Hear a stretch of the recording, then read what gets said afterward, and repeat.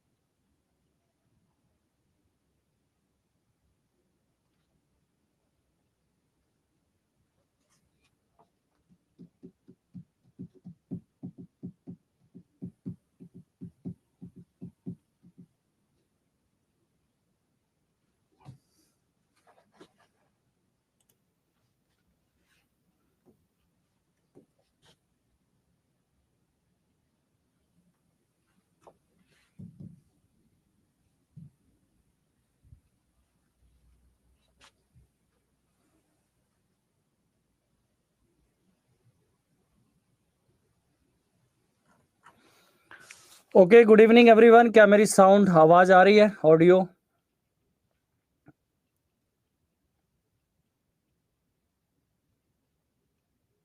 Okay.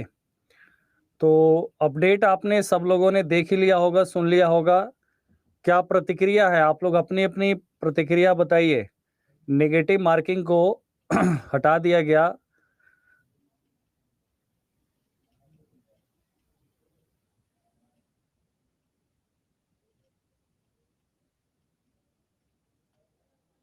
अच्छा, रहना चाहिए था।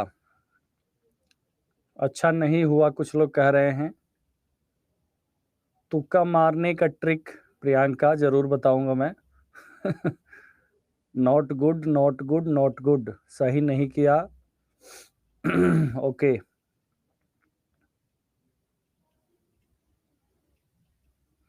ऑब्वियसली अगर नेगेटिव मार्किंग हटाया गया तो कट ऑफ तो राइज होगा ही होगा, इसमें तो बाय डिफॉल्ट चीज है।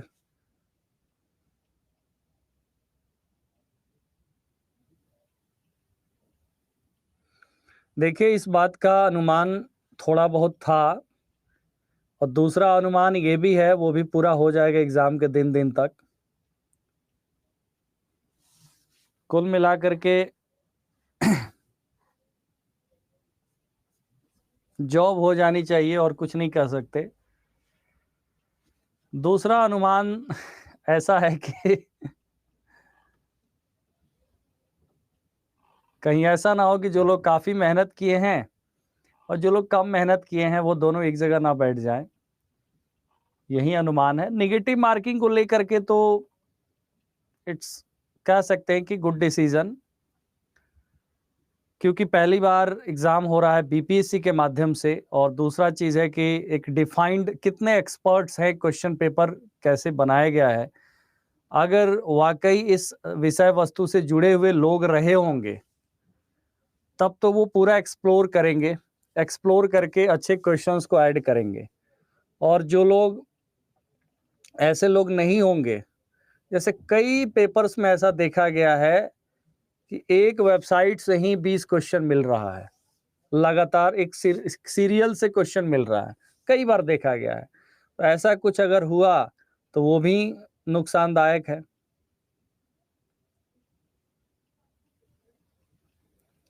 अपनी सेकंड प्रिडिक्शन मेरी एक्सप्लेन मेरा यही है कि सेकंड प्रिडिक्शन के बारे में तो मैं कह रहा हूं कि ऐसा ना हो कि बस कॉपी पेस्ट ज्यादा चले क्वेश्चन में, जिसका एक डर हमेशा रहता है। नहीं, उससे होगा कुछ नहीं, करेंगे सभी लोग, लेकिन ऐसा नहीं कि कॉपी पेस्ट में हार्ड क्वेश्चन नहीं होता है। हार्ड और इजी से मतलब नहीं है, क्योंकि देखिए पहला इन्होंने क्या किया। पहला इन्होंने कहा कि जो लोग मिनिमम क्वालिफाइंग मार्क्स नहीं भी लाएंगे, अगर सीटें बचती है तो उनको भी मेरिट में कंसीडर किया जाएगा। पहला तो इन्होंने ये किया। दूसरा, नेगेटिव मार्किंग हटा दिया। तीसरा, अगर ऐसा होता है, मतलब एक डर सा है। मैं ऐसा नहीं कर रहा हूं ऐसा होगा, क्योंकि बीपीएससी कहीं ना कहीं क्वेश्चन पेपर तो अच्छे से ही सेट करवाएगा, वो खुद ही बनाएगा, ऐसा नहीं होगा। क्योंकि ऑफलाइन पेपर है तो आराम से क्वेश्चन पेपर जो है प्रॉपर सेट करके ही हुआ है। ठीक है। बट ओवरऑल जो लोग मेहनत कर रहे होते हैं या जो प्रैक्टिस कर रहे होते हैं वो ओवरऑल फिल्टर हो जाते हैं। ठीक है।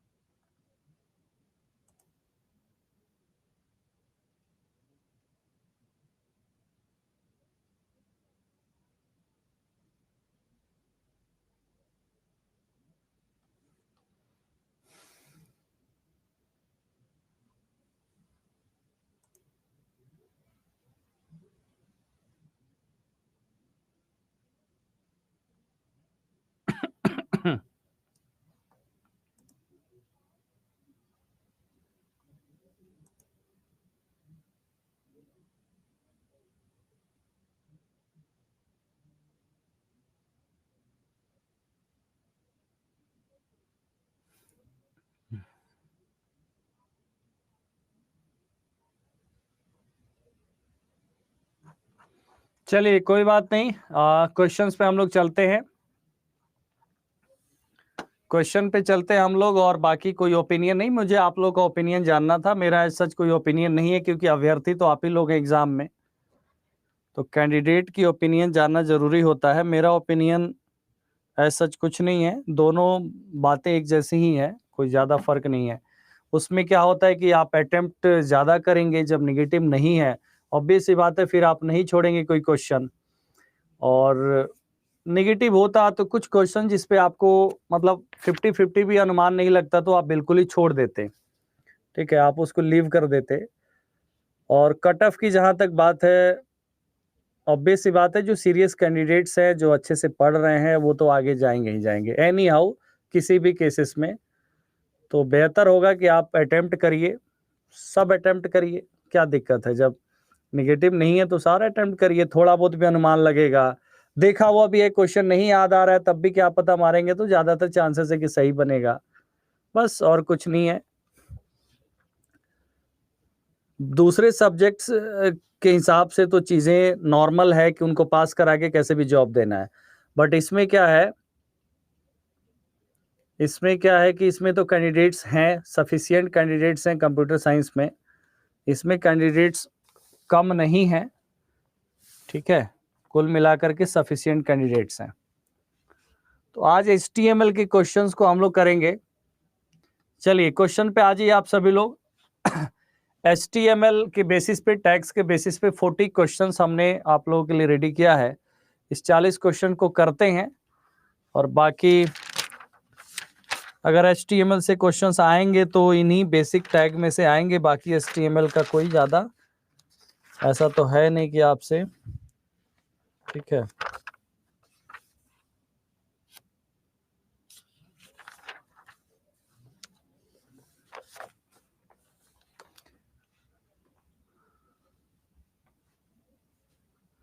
HTML में पढ़ना इट्स मतलब लाइक टैग को ही याद करना है, वो सेम ही चीज है, वो क्वेश्चन से ही हो जाएगा। There are how many heading tags, तो 6 टैग्स है।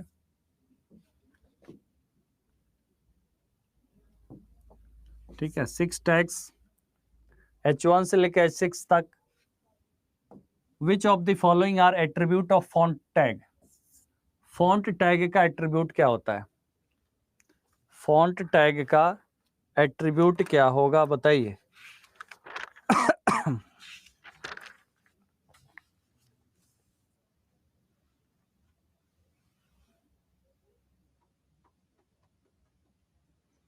देखिए, फॉन्ट टैग का एट्रीब्यूट अपने आप में एक फॉन्ट होता है कि कौन सा फॉन्ट, स्टाइल में, colour, size, all A, B and C are attribute of font tag. Next है HTML is a subset of, HTML is a subset of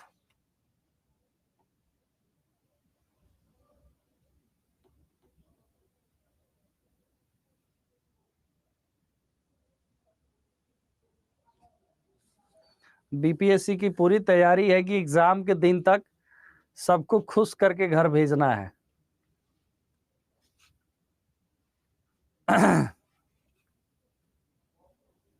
लेकिन ध्यान रखिएगा वो खुश कर रहा है, अपना जो है सूझबूझ रखना है, पूरा एकदम दमखम दिखा के आना है पेपर में।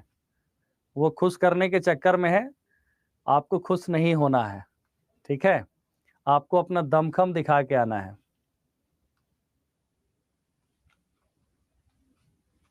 वो प्रेशर रिलीज कर रहा है लोगों का। SGML है, standard generalize markup language. Option b, standard generalized markup language.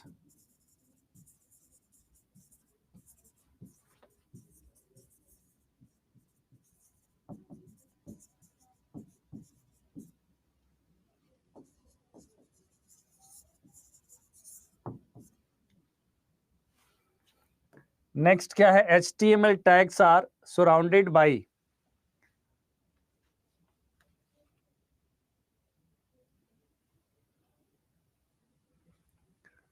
HTML tags are surrounded by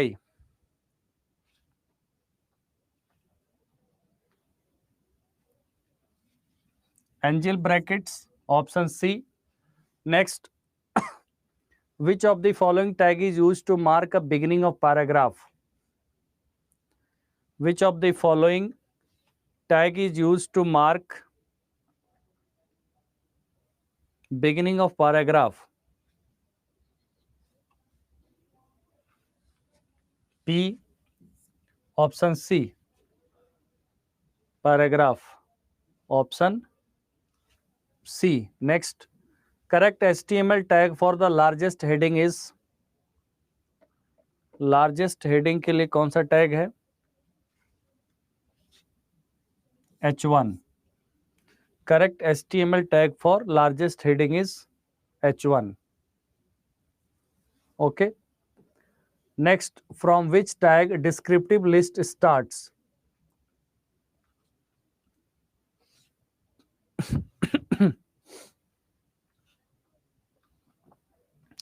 Descriptive list starts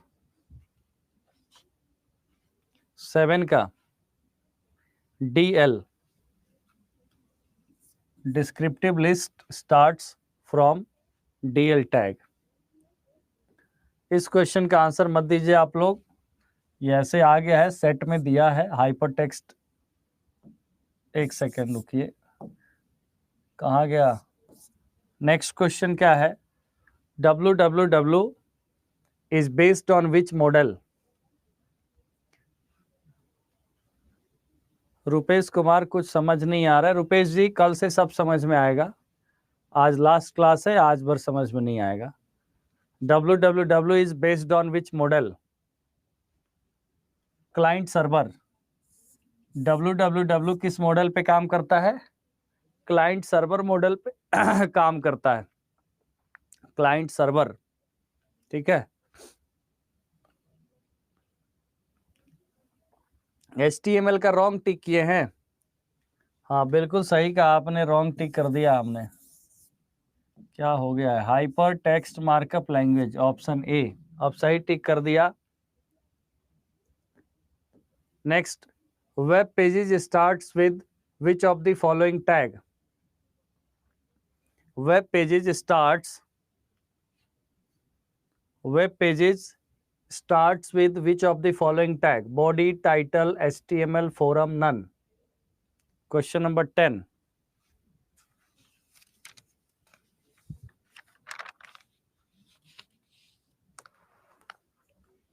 पहला टैग क्या होता है? HTML ही होता है, उसके बाद हेड, उसके बाद body. Next, the fill in the blanks method requests data from a specified source.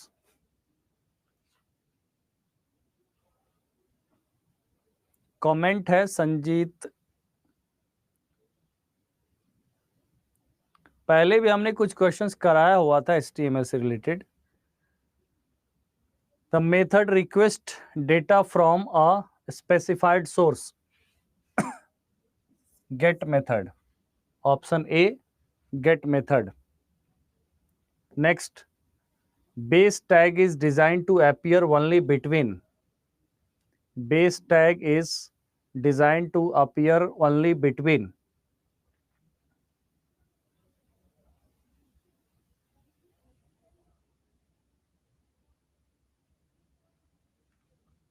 Head base tag का यूज किया जाता है। हेड बेस टैग क्या होता है?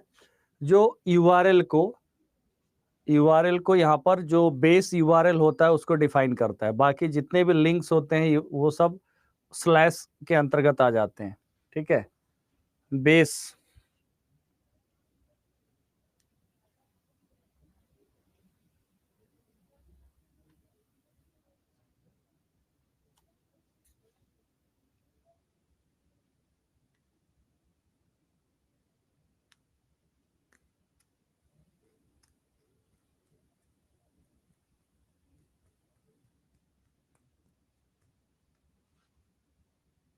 Next, how can you open a link in a new browser window?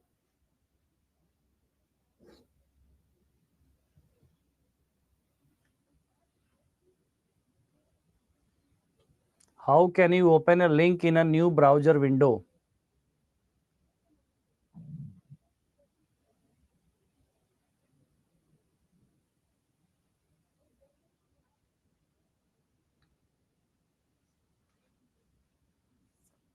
Anchor tag href equal to URL target equal to blank.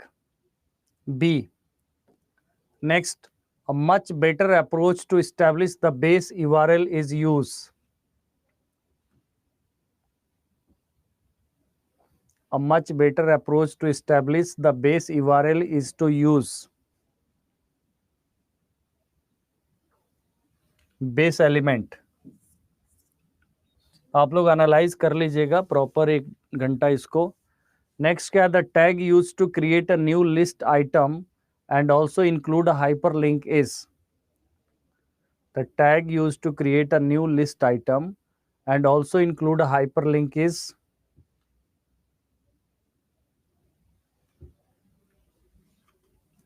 list tag li.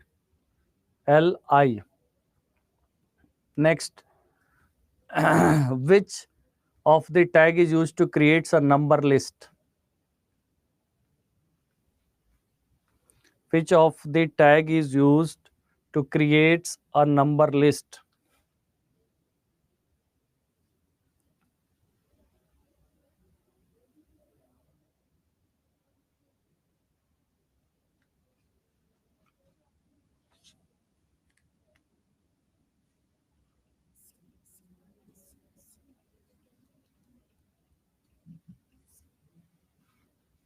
Option C.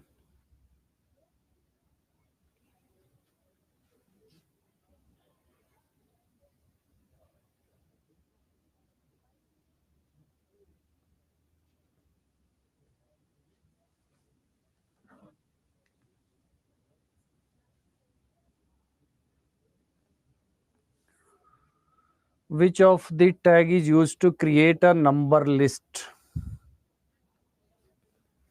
केवल OL ही होगा इसमें, ठीक है। Ordered list होगा ना, ऑर्डर्ड लिस्ट, एक second रुकिए। ऑर्डर्ड लिस्ट होगा इसमें, OL यूज होगा, b, ordered list. Okay, next, input is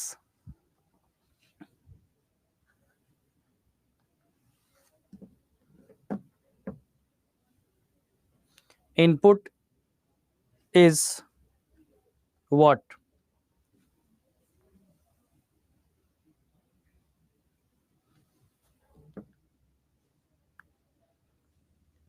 Input tag in HTML.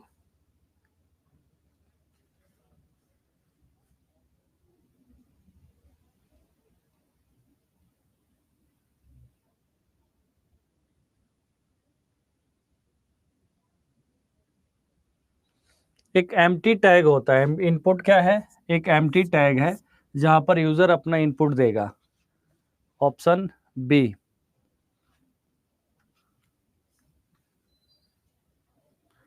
Input tag अपने आप में ये इनपुट टैग है। It specify input field. ये क्या स्पेसिफाई फील्ड करता है? Input field.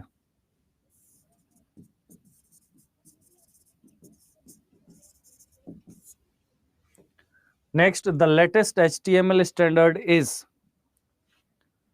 the latest HTML standard is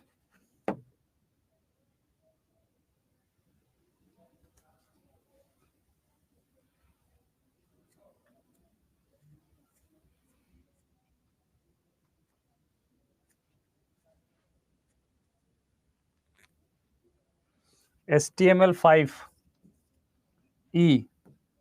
Next, the tag used to create a hypertext relationship between current document and another URL is current document and another URL is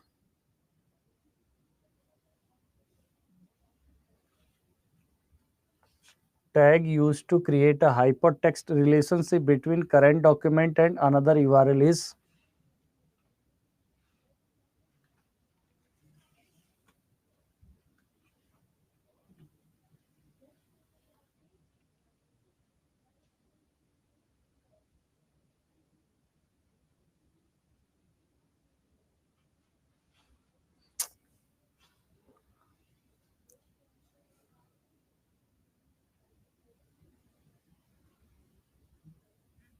hypertext relationship between current document and another URL.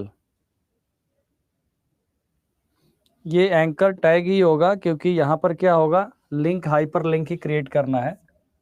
तो यहाँ पर option A option A is right.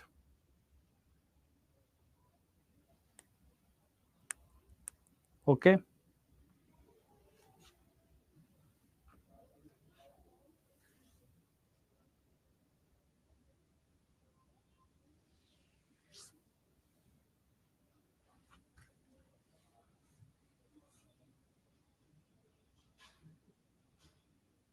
इसके लिए एक second रुकिएगा।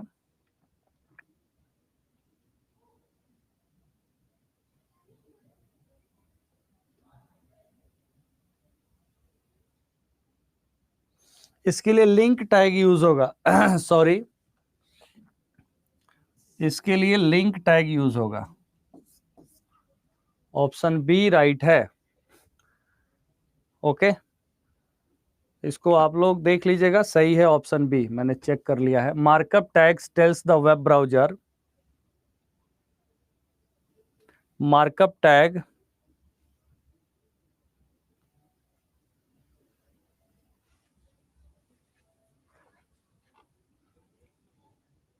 markup tag tell the web browser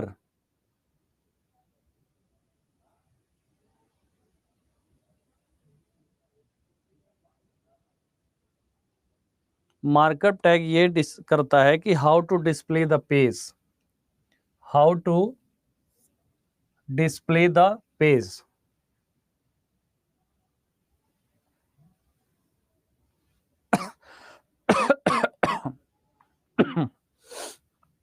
next है the body tag usually used after, the body tag usually used after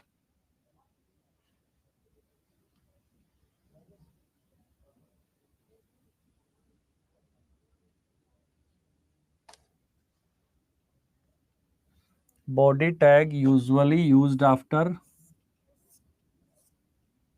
head tag B. Next, main container for trtdth is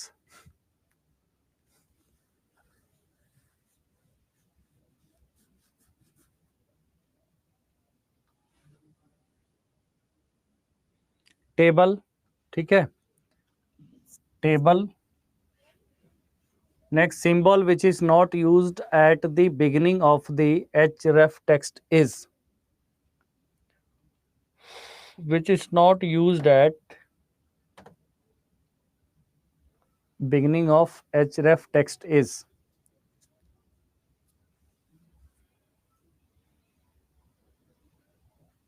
not used, all are not used, मतलब ये use नहीं होता है। symbol which is not used at the beginning of the href text, all B, C and D not used, option A होगा ना, none of this नहीं होगा। अगर यूज्ड पूछा जाता तब हम कहते हैं not used. How can you make an email link? Email link कैसे क्रिएट होगा?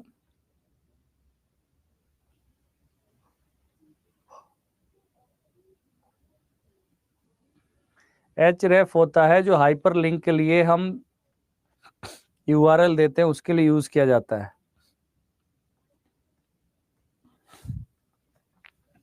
How can you make an email link?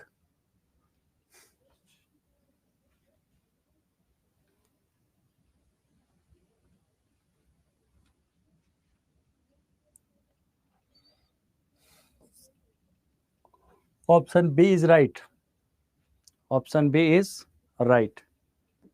Next, which tag creates a number और ordered list?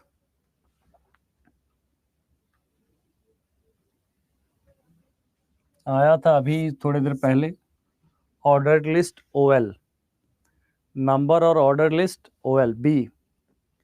Next, which of the following is a valid name?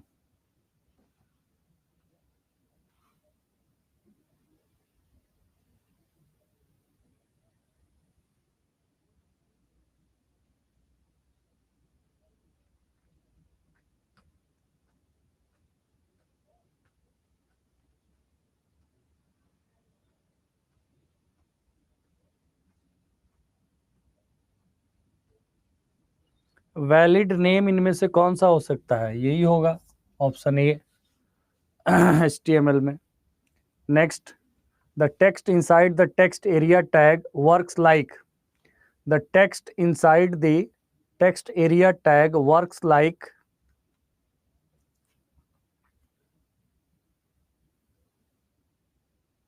text inside the text area tag works like pre-formatted text, pre-formatted text, option C, pre-formatted text।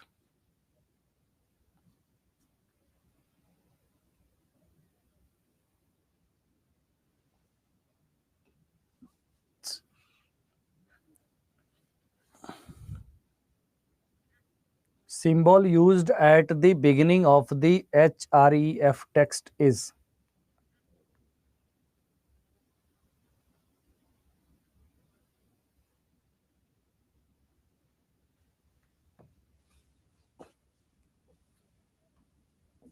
hash symbol, hash symbol।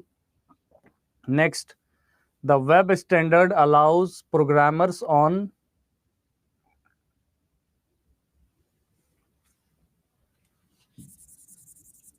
different computer platforms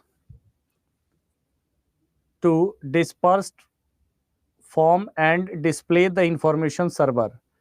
These programs are called,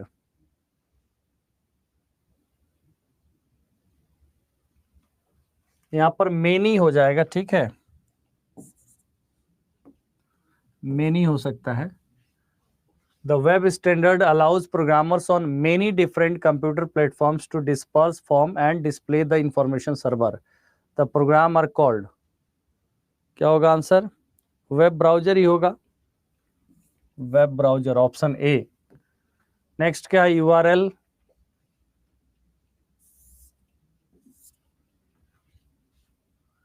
next, dynamic web page, dynamic web page,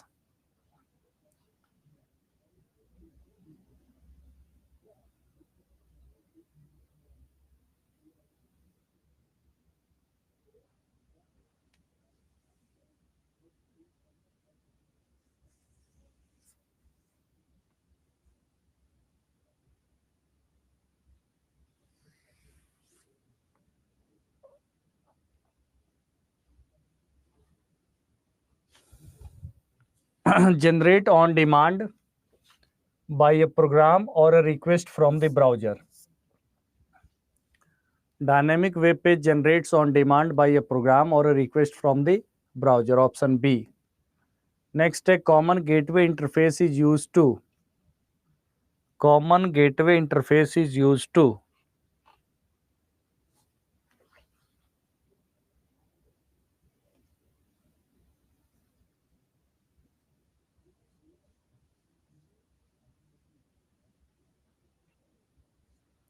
Common gateway interface is used to generate executable files from web content web server.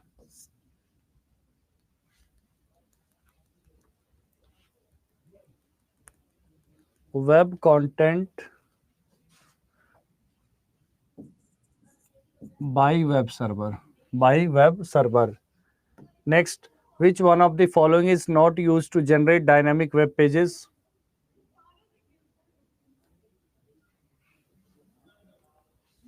Dynamic web pages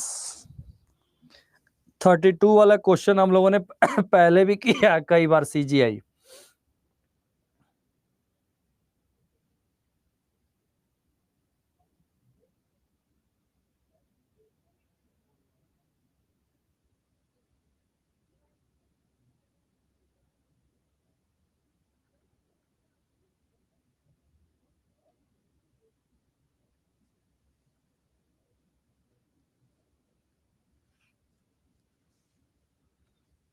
Which one of the following is not used to generate dynamic web pages? Not used पूछा गया है. Not used.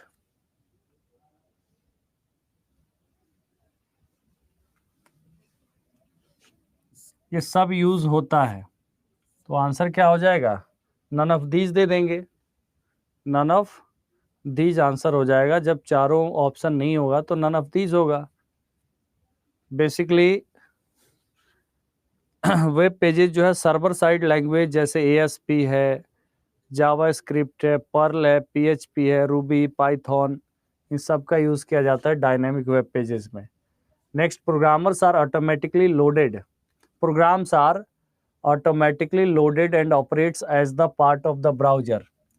Browser के साथ ही ये programmes automatically load होते हैं. इन्हें क्या कहा जाता है?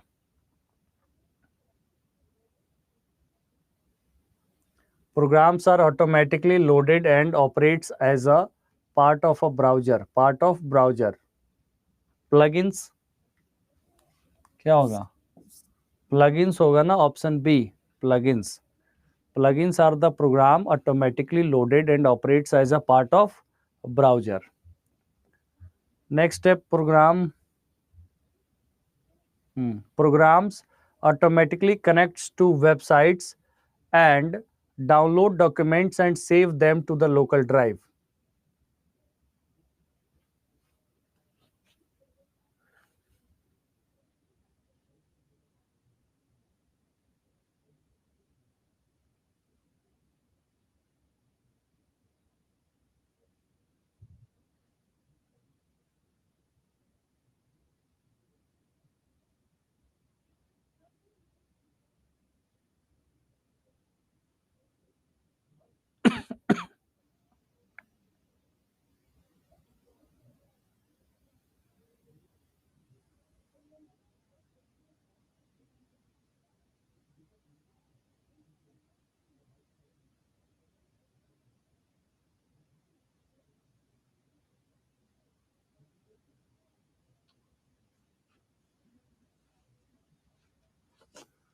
वेब डाउनलोडिंग यूटिलिटी हो सकता है, क्या होगा answer?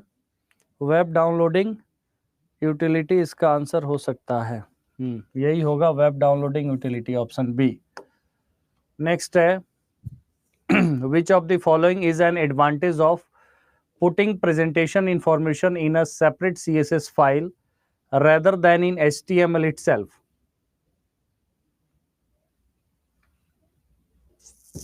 Which of the following is an advantage of putting presentation information in a separate CSS file rather than in HTML itself?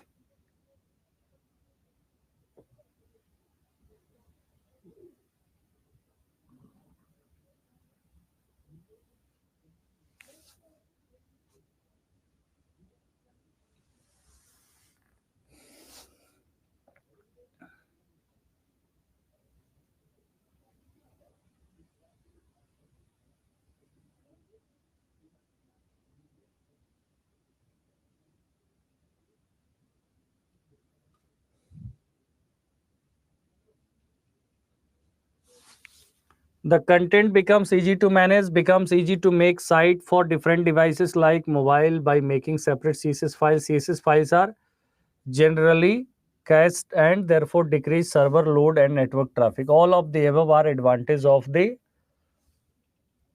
cascading style sheets file. ठीक है.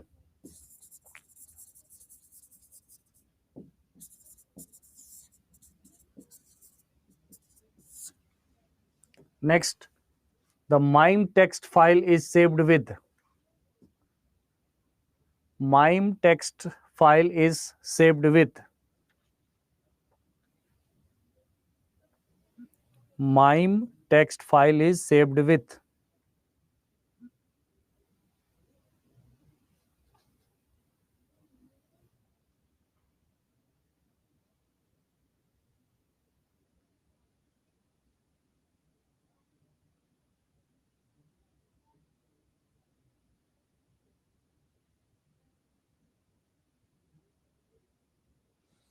MIME क्या है? MIME बेसिकली क्या है? SMTP का जो ईमेल प्रोटोकॉल है उसी का एक्सटेंशन है. SMTP का ही एक्सटेंशन होता है MIME. SMTP केवल अलाउ करता है सिंपल टेक्स्ट. MIME क्या अलाउ करता है? Audio, video and multimedia data, वो सब भी इसके थ्रू ट्रांसफर हो सकता है. MIME stands for multi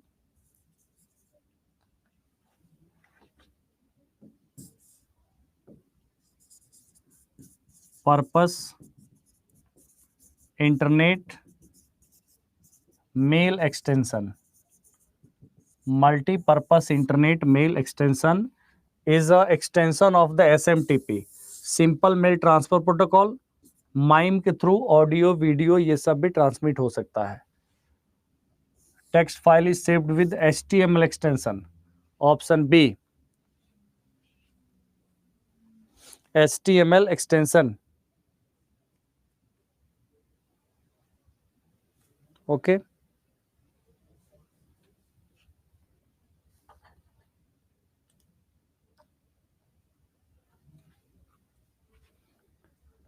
Next, white spaces in XML includes.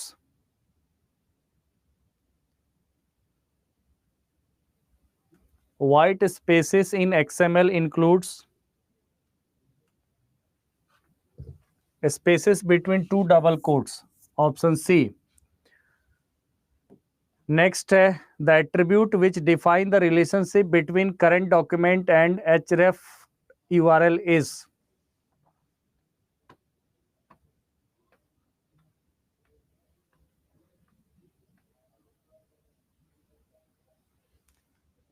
RAV. RAV is nothing but reverse.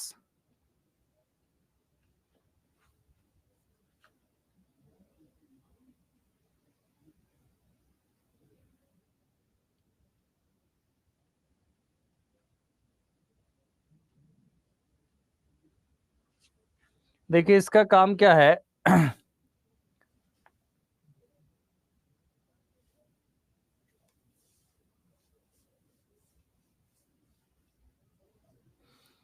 Reverse link इसके द्वारा यूज किया जाता है. CSS में रिवर्स लिंक क्रिएट किया जाता है इसके द्वारा.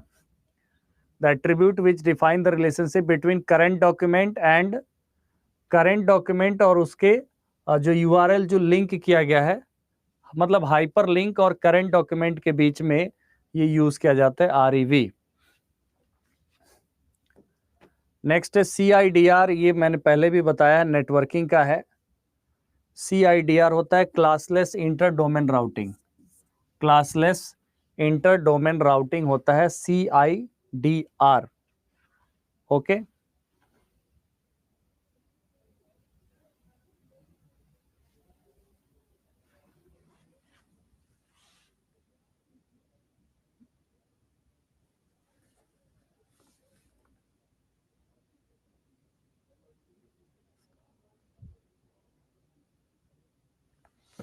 HREF होता है हाइपर टेक्स्ट रेफरेंस. HREF क्या होता है? Hyper text reference.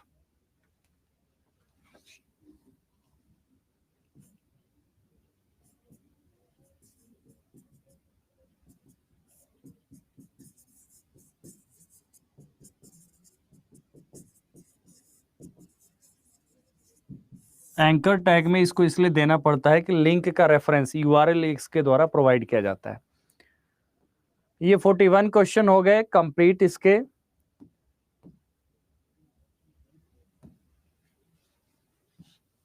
अब आपको मैं ये देता हूं पीडीएफ।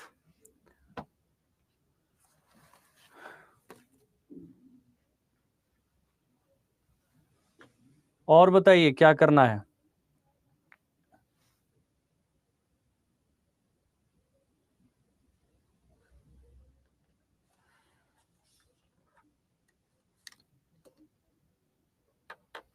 देखिए HTML से लिटिल बिट चांसेस एक दो जनरल सवाल आएंगे, वो इधर इसमें से आ जाएंगे। बाकी इसमें से HTML आपको इन डेप्थ कुछ पढ़ना नहीं है।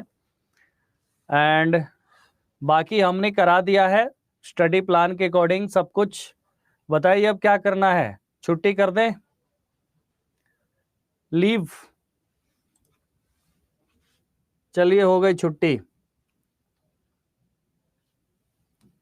अब आप लोग आराम से अपना प्रैक्टिस करते रहिए।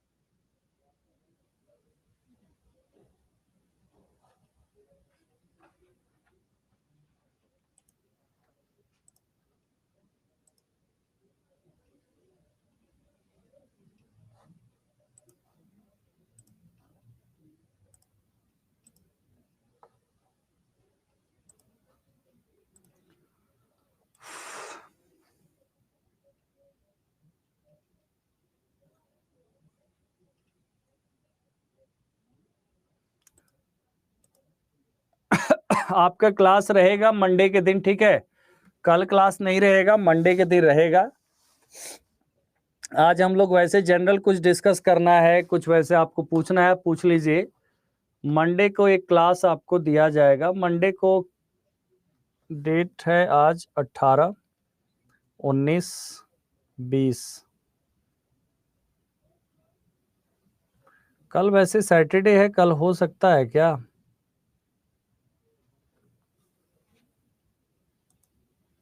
आप लोग चेक कर लीजिएगा, अगर पॉसिबल हुआ तो कल मैं इसमें ऐड करा दूंगा, क्योंकि अब स्टडी प्लान को एक्सटेंड करना पड़ेगा, ठीक है? क्योंकि इसमें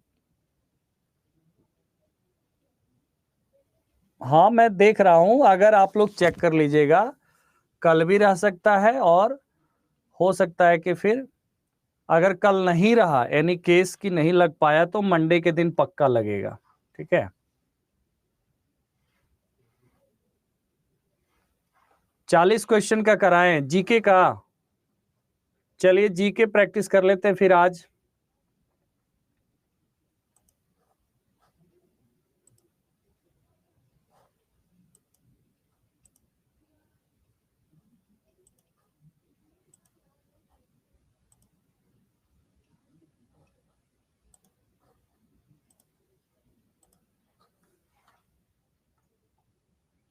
जीके करंट का अभी नहीं है फाइल हमारे पास। करंट का तो मैं कराऊंगा, वो यूट्यूब पे ही होगा करंट का। ऐसे जनरल नॉलेज के क्वेश्चंस हैं हमारे पास, कुछ अच्छे पॉलिटी सेक्शन के एंड कुछ इकोनॉमी के, तो वो मैं करवा सकता हूं अगर आप लोग चाहेंगे तो।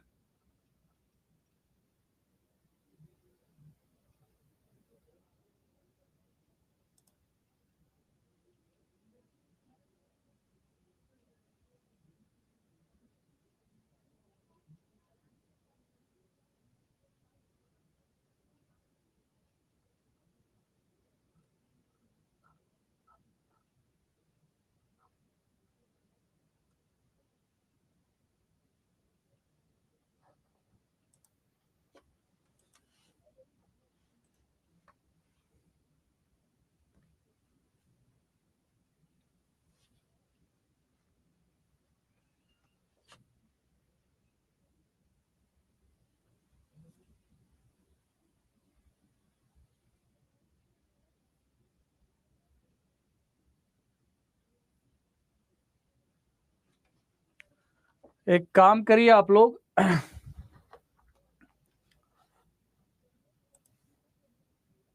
5 मिनट का ब्रेक रखते हैं, उसके बाद शुरू करते हैं। मैं तब तक क्वेश्चंस को अपलोड कर दूं, ठीक है? Only for 5 minutes. और सोशल इम्पैक्ट्स एथिक्स लॉ भी करवाऊंगा मैं, अंकिता। उसका फाइल मैं आज नहीं ला पाया, तो मैं आपको कल अगर सेशन लगी तो कल करवा दूंगा, नहीं तो मंडे को। आज क्लास हम ओवर नहीं कर रहे हैं, ठीक है? कल अगर कराएंगे, कल जैसा होगा वैसे देखेंगे, नहीं तो मंडे के दिन आपकी क्लास लग जाएगी, ठीक है? अभी 1 घंटा हम लोग जीके पढ़ेंगे। बस अभी मैं क्वेश्चन अपलोड कर लूं, मुझे 5 मिनट का समय दे दीजिए आप लोग, 5 मिनट आप लोग। तब तक 5 मिनट, तब तक आप लोग चाय कॉफी पी लीजिए। कुछ ना मिले तो पानी तो जरूर पी लीजिएगा, ठंडा पानी, शीतल जल।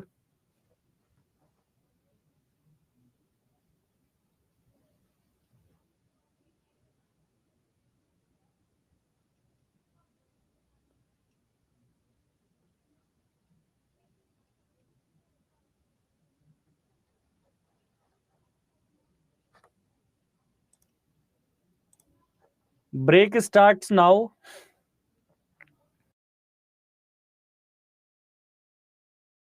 मैं इतने में क्वेश्चन अपलोड कर लेता हूं, ठीक है?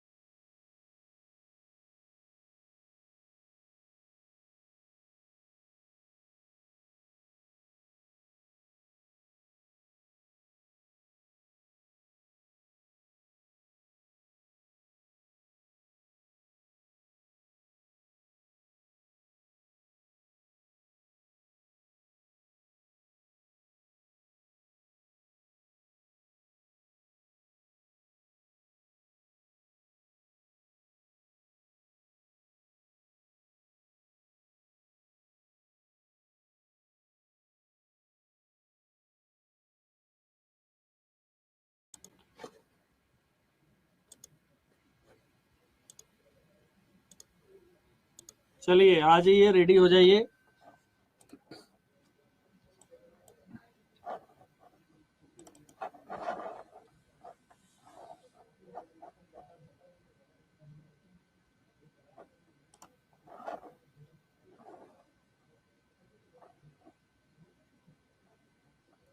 मैं अभी पॉलिटी सेक्शन के क्वेश्चन, पॉलिटी सेक्शन का क्वेश्चन मैं अभी करा रहा हूं। ओके,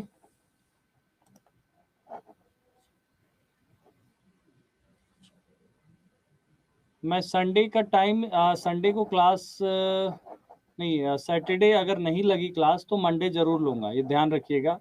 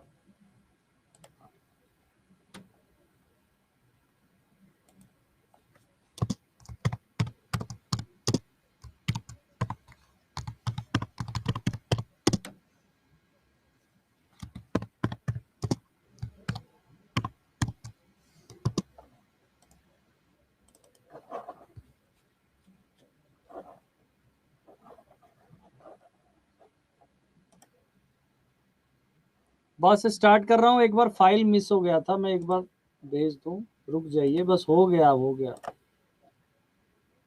बहुत टाइम है, अभी मैं आपको पूरा कंप्लीट 50 क्वेश्चन करवाऊंगा अभी तुरंत, एकदम स्लो स्पीड में।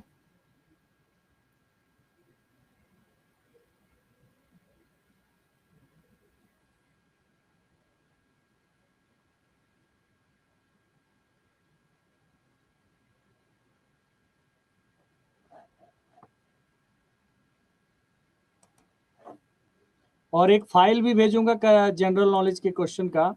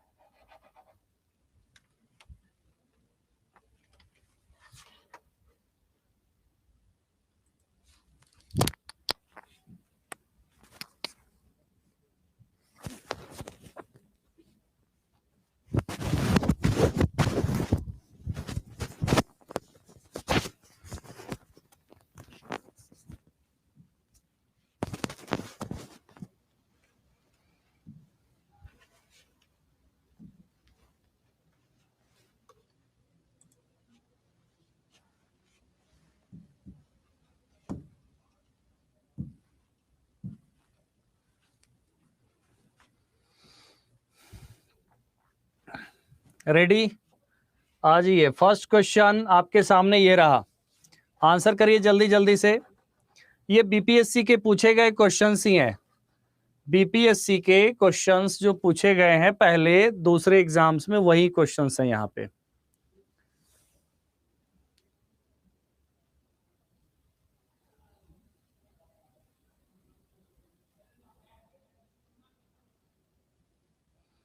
Which part of articles, part and article deal with the amendment to the Constitution of India? संविधान का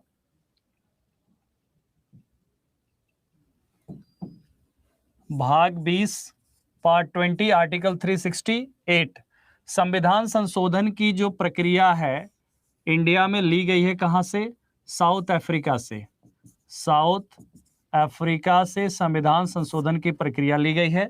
संविधान संशोधन संबंधित बिल में joint sitting is not permitted. Joint sitting क्या होता है? आर्टिकल 108 के अंतर्गत भारत के राष्ट्रपति संसद के दोनों सदनों का संयुक्त बैठक बुलाते हैं। जैसे किसी बिल में मामला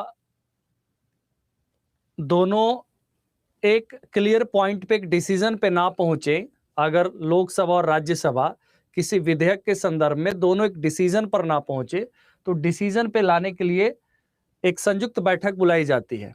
आर्टिकल 108 के तहत joint sitting of the parliament, ये भी याद रखना है। आर्टिकल 108 में क्या है? Joint sitting of the parliament है, जिसकी अध्यक्षता लोकसभा के अध्यक्ष करते हैं। अभी प्रेजेंट में लोकसभा के चेयरमैन है ओम बिरला। लोकसभा के चेयरमैन कौन है? ओम बिरला, जो राजस्थान के कोटा के मेंबर ऑफ पार्लियामेंट हैं।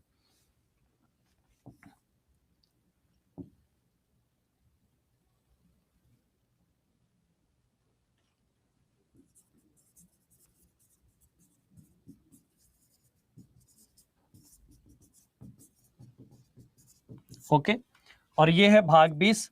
भाग 18 में इमरजेंसी प्रोविजंस है।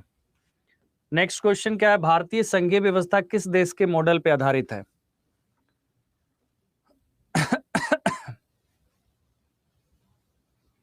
बुलाते हैं राष्ट्रपति, अध्यक्षता लोकसभा स्पीकर करते हैं। संघीय व्यवस्था जो है, which country model the Indian federal system is based? Canada. Canada के फेडरल सिस्टम से इंडिया का फेडरल सिस्टम मैच करता है। ब्रिटेन से पार्लियामेंट्री सिस्टम, याद रखिएगा, ब्रिटेन से पार्लियामेंट्री सिस्टम, संसदीय व्यवस्था, सिटीजनशिप, नागरिकता, ठीक है, इलेक्शन का सिस्टम, कानून बनाने की प्रक्रिया, ये सब ब्रिटेन से। अमेरिका से फंडामेंटल राइट्स, फंडामेंटल राइट्स जो है अमेरिका से, ठीक है। Option c is right. Hindi में लिखिए, इंग्लिश में बोलिए। ये हिंदी में लिखा हुआ है, यहां से पढ़ लीजिए। भारत की संघीय व्यवस्था कैनेडियन मॉडल पर आधारित है। ओके, नेक्स्ट है, जनहित याचिका के उद्देश्य के बारे में निम्नलिखित में से कौन सा कथन सही है? इस क्वेश्चन का मैं आंसर बता देता हूं, ये आपके लिए नहीं है, ठीक है। It allows meaningful realization of fundamental rights. It is a vindication of rule of law. It facilitates effective access to the justice. It facilitates effective access to the justice. Option 1 इसमें सही है। मौलिक अधिकार, फंडामेंटल राइट्स जो मिले हुए हैं उसी आधार पर, ठीक है, उसी आधार पर यहाँ पर जनहित याचिका दायर किया जाता है फंडामेंटल राइट्स के हनन के केस में। तो ये क्वेश्चन है बीपीएससी वालों के लिए, जो कंबाइंड कॉम्पिटिटिव है, ये आपके लिए नहीं आएगा। नेक्स्ट क्या है? तेलंगाना से अलग होकर के आंध्र प्रदेश का अलग उच्च न्यायालय की स्थापना किस वर्ष की गई थी?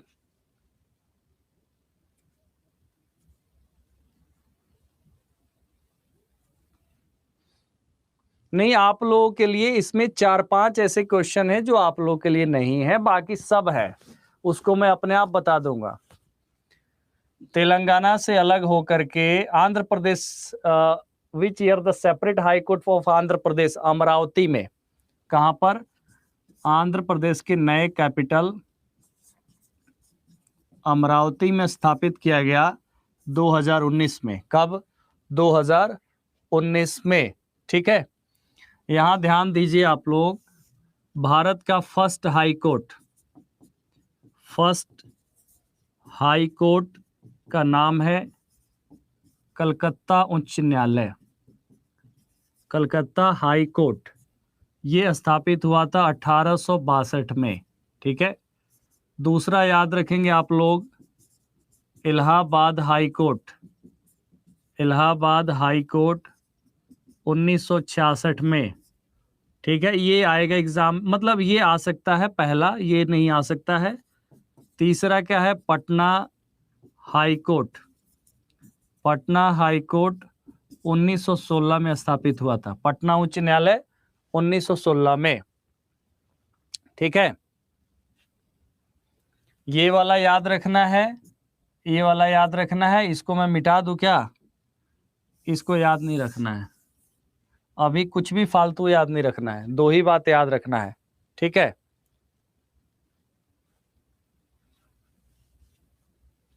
ओके।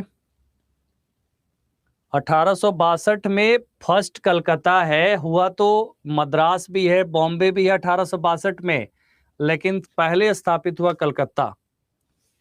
नेक्स्ट क्या है, in which year 2 additional commissioners were appointed for the first time in election commission of India. यहां ध्यान दीजिए, मैं लिख रहा हूं, उस बात पे ध्यान देना है आप लोगों को। ठीक है, आंसर पे तो हम लोग आ ही जाएंगे। ईसीआई का मतलब होता है इलेक्शन कमीशन ऑफ इंडिया।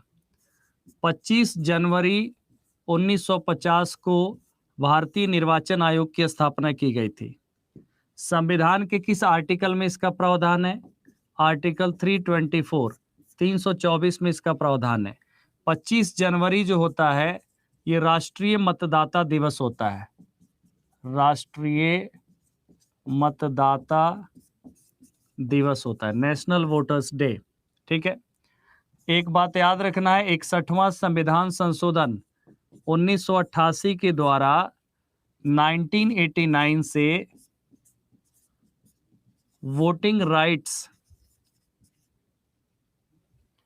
21 वर्ष से घटाकर 18 वर्ष किया गया। मतलब 18 वर्ष पूरा कर लेने पे वोट देने के अधिकार की व्यवस्था कब से लागू है देश में? 1989 से लागू है।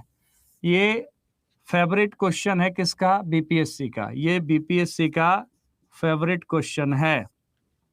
ठीक है, 61वां संविधान संशोधन,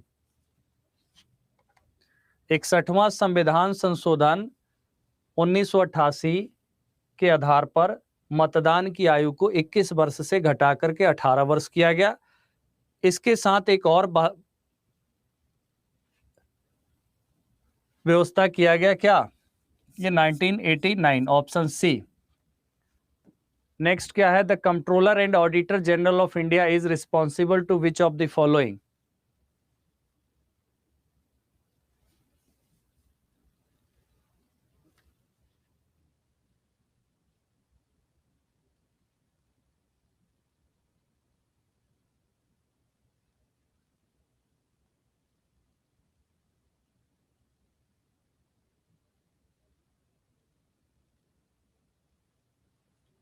पार्लियामेंट, संसद के प्रति। Controller and auditor general article 148 में आता है। अभी वर्तमान में गिरीश चंद्र मुर्मू है। ये सब सब्जेक्ट में कुछ नहीं होता है, ये तो बस याद रखने वाला चीज है, इसमें कुछ होता नहीं है दिमाग लगाने वाला। 5 का आंसर था 1989। 6 का ए। 7 का नीति आयोग की स्थापना कब हुई थी? नीति आयोग से जुड़ा हुआ अगर कोई क्वेश्चन आएगा तो इनमें से आ जाएगा। नीति आयोग 1 जनवरी 2015 को स्थापित हुआ था, योजना आयोग के जगह पे। किसके जगह पे? योजना आयोग के जगह पे 1 जनवरी 2015 को स्थापित हुआ था।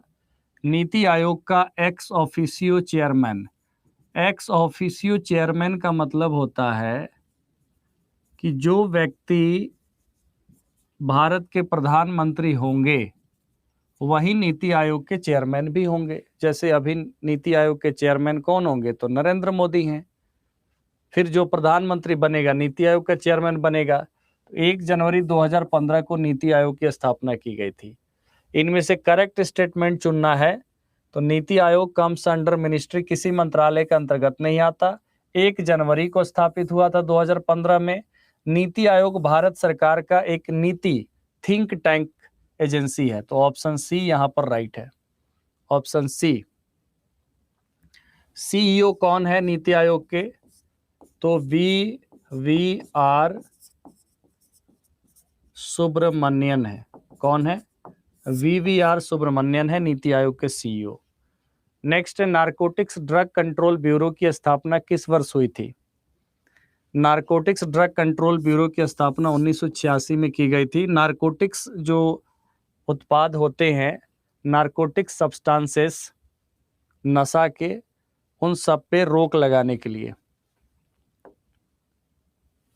नेक्स्ट है, निम्नलिखित में से किस संसदीय समिति का अध्यक्ष रूलिंग पार्टी का ही होता है। मतलब जिस पार्टी की सरकार होती है उसी पार्टी से उसका अध्यक्ष चुना जाता है। संसद में एक समिति होती है एस्टीमेट्स कमेटी, प्राक्कलन समिति, उसका अध्यक्ष रूलिंग पार्टी का होता है। इसका रूलिंग पार्टी का और इसका ऑपोजिशन पार्टी का। यही दोनों आपको याद रखना है। एग्जाम में अगर पूछा जाएगा तो पब्लिक अकाउंट्स कमेटी, लोक लेखा समिति और प्राक्कलन समिति, इनको ट्विन सिस्टर कमेटी भी कहा जाता है। इनको ट्विन सिस्टर कमेटी भी कहा जाता है, जुड़वा बहन के नाम से जाना जाता है। इसमें सदस्य होते हैं सदस्य 30 और इसमें सदस्य होते हैं 22। ये 30 सदस्य सभी लोकसभा से होते हैं और ये सदस्य 22 में 15 लोकसभा और 7 राज्यसभा से होते हैं। बहुत है, इतना ज्यादा नहीं जानना आपको, हो गया काम भर है। ठीक है,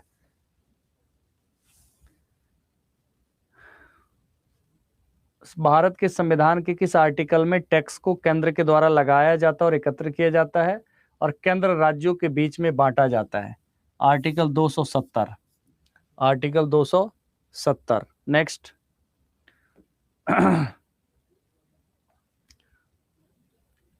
संघ का it shall be the duty of the union to protect every state from external aggression and internal disturbances such as provision is made in which one of the following articles of Indian Constitution? Article 355। Article 355 देखिए, article 352 से लेकर के 360 तक ये थोड़े महत्वपूर्ण है। 352 में क्या है, नेशनल इमरजेंसी, नेशनल इमरजेंसी, राष्ट्रपति के द्वारा राष्ट्रीय आपातकाल की घोषणा की जाती है। 356 है स्टेट इमरजेंसी, राज्य आपातकाल, और 360 है वित्तीय आपातकाल, फाइनेंशियल इमरजेंसी। इंग्लिश में समझ में तो आ जा रहा है ना सारा चीज, किसी को कोई दिक्कत? Article 352 national emergency, 356 state emergency, 360 financial emergency. ये 3 ही याद रखना है, 3 ही याद रखना है। ओके,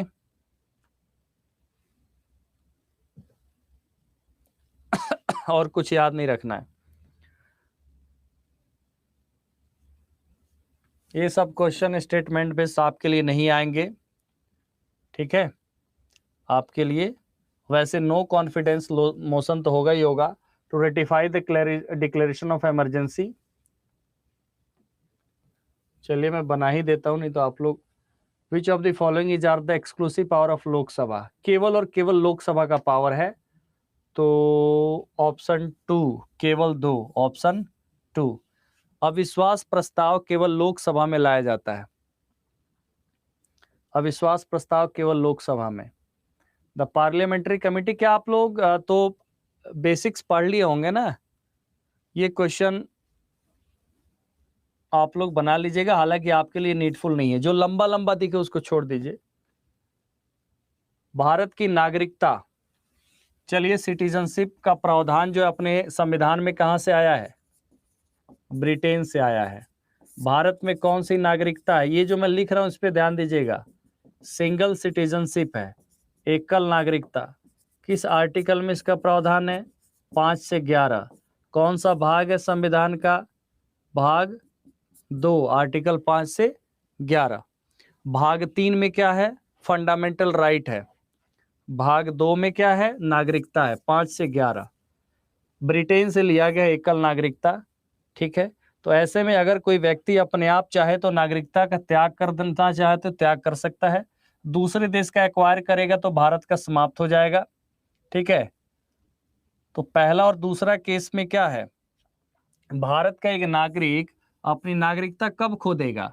जब वो अपनी नागरिकता का त्याग करता है और दूसरे देश की नागरिकता को स्वेच्छा से प्राप्त कर लेता है। इन दोनों केस में समाप्त हो जाएगी। Marriage a citizen of another country, दूसरे देश के नागरिक से शादी करता है। शादी करने से कोई दिक्कत नहीं है। ठीक है, आप में से जिसकी नहीं हुई है वो दूसरे देश में भी चाहे तो अपना कोशिश कर सकते हैं। जैसे फॉरेन डायरेक्ट इन्वेस्टमेंट आता है, एफडीआई, वैसे ही दूसरे देश से भी आप अपनी शादी कर सकते हैं। इससे नागरिकता पर कोई फर्क नहीं पड़ेगा। ठीक है,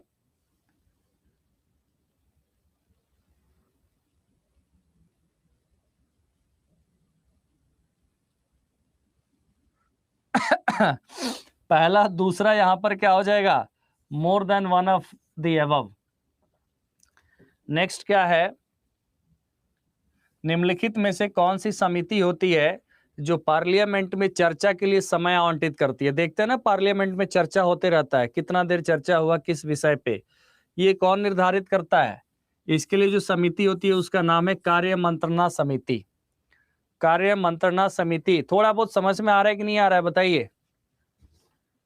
क्योंकि मुझे जितना आ रहा है उतना ही बता रहा हूं आपको, मैं इस विषय में बहुत कम जानता हूं। बस ये है कि आप लोगों की जिद है तो मैंने सोचा कि कुछ कुछ करा देता हूं।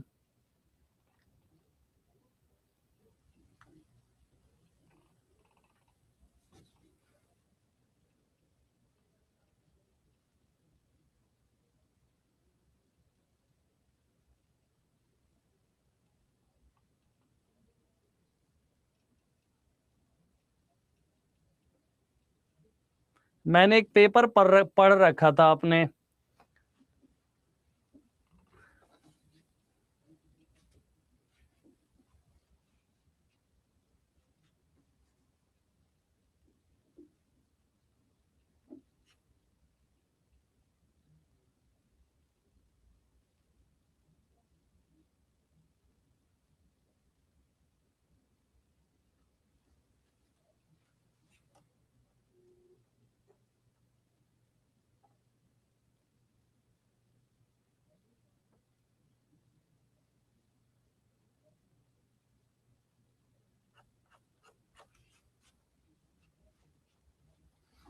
नेक्स्ट क्वेश्चन क्या है? अधिकार का विधेयक और न्यायिक समीक्षा निम्नलिखित में से किस देश के संविधान की विशेषता है? बिल ऑफ राइट को फंडामेंटल राइट कहा जाता है। फंडामेंटल राइट किस देश की विशेषता है? अभी कुछ देर पहले आया था, ये अमेरिका की विशेषता है। संविधान के भाग 3 में, पार्ट 3 में, आर्टिकल 12 से लेके 35 तक क्या है? फंडामेंटल राइट है। टोटल फंडामेंटल राइट्स की संख्या कितनी है? मूल अधिकार की संख्या 6 है। आर्टिकल 32 क्या है? इसी के बीच का एक आर्टिकल है जो मूल अधिकारों के का एक तरीके से कह सकते हैं कि न्यायालय के द्वारा मूल अधिकार परिवर्तनीय है। मतलब आपका मूल अधिकार कोई छीन नहीं सकता, आप सीधा न्यायालय जा सकते हैं। तो किसके द्वारा मूल अधिकारों को संरक्षण प्राप्त है? Who protects fundamental rights? तो आंसर आप करेंगे जुडिशियरी, न्यायपालिका। तो आर्टिकल 32 क्या है? Heart and soul, heart and soul of Indian constitution. संविधान का हृदय और आत्मा कहा जाता है। नेक्स्ट है, भारतीय संविधान का कौन सा अनुच्छेद कहता है कि निर्देशक सिद्धांत किसी अदालत द्वारा लागू नहीं किए जा सकते। देखिए, जो फंडामेंटल राइट्स है वो तो अदालत के द्वारा लागू हो सकता है, मतलब आपका अधिकार कोई छीन नहीं सकता, लेकिन directive principles of state policy को शॉर्ट फॉर्म में लिखा जाता है डीपीएसपी। डीपीएसपी संविधान के भाग 4 में है। आर्टिकल 36 से लेके 51 तक, 12 से 35 तक फंडामेंटल राइट है और 36 से 51 क्या है, directive principles of state policy है। ठीक है, तो इसमें जो भी चीजें दी गई है वो सरकार प्रयास करेगी उसको फुलफिल करने का, नहीं भी करेगी तो आप उस सरकार पर दबाव न्यायालय के माध्यम से नहीं बना सकते, मतलब आप कोर्ट में नहीं जा सकते। तो आर्टिकल 37 है, क्या है, आर्टिकल 37 होगा राइट आंसर इसका। देखिए, भारत के संविधान में ज्यादातर चीजें ब्रिटिश संविधान से ली गई थी क्योंकि अंग्रेजों का शासन भी रहा है, तो उसमें से रूल ऑफ लॉ लिया गया था, कानून का शासन, कानून बनाने की प्रक्रिया भी लिया गया था। संसदीय प्रणाली जैसे लोकसभा राज्यसभा अपने यहाँ होता है, वैसे ही वहां भी House of Lords, House of Commons होता है। तो ये और ये जो है ये ब्रिटेन से लिया गया था, पहला दूसरा और चौथा, पहला दूसरा और चौथा लिया गया था, यहाँ पर ऑप्शन है। ये जो है ना इंडिपेंडेंस ऑफ जुडिशियरी, ये लिया गया था अमेरिका से, यूएसए, न्यायपालिका की स्वतंत्रता अमेरिका से लिया गया था।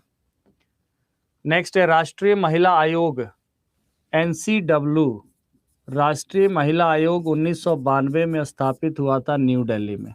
कहाँ पर, नई दिल्ली में। महिलाओं के अधिकारों के ऊपर एक राष्ट्रीय संस्था है 1952 में, जो संविधान में कोई आर्टिकल नहीं है इसके लिए एक एक्ट पास किया गया था, protection of women rights act, महिला अधिकार संरक्षण अधिनियम, उसके आधार पर स्थापित किया गया था। रेखा शर्मा अभी राष्ट्रीय महिला आयोग की चेयरपर्सन है, रेखा शर्मा। राष्ट्रीय महिला आयोग नई दिल्ली 1992, रेखा शर्मा, बस इतना ही याद रखना है इसमें। नेक्स्ट, ये नहीं याद रखना है, इसको छोड़ दीजिए। इसमें आज ये भारतीय संविधान के किस आर्टिकल के तहत पंचायतों को संवैधानिक दर्जा दिया गया था। यहाँ ध्यान दीजिएगा क्योंकि बीपीएससी का पंचायती राज इंस्टीट्यूशन पर नजर रहता है। ठीक है, पहला क्वेश्चन याद रखिएगा, पंचायती राज व्यवस्था directive principles of state policy के आर्टिकल 40 में प्रावधान किया गया था। ग्राम पंचायत का गठन का प्रावधान आर्टिकल 40 में था, लेकिन पंचायती राज व्यवस्था की शुरुआत 1952 में राजस्थान के नागौर जिला से किया गया था। राजस्थान के नागौर डिस्ट्रिक्ट से 1958।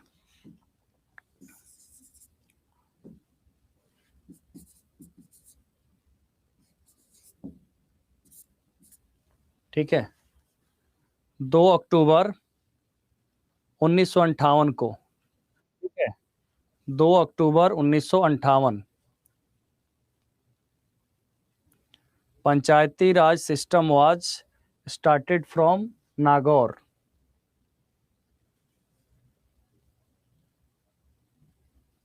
ठीक है, और उसके बाद से आप देखेंगे आर्टिकल 243 में इसकी चर्चा है, 243 में इसकी चर्चा है।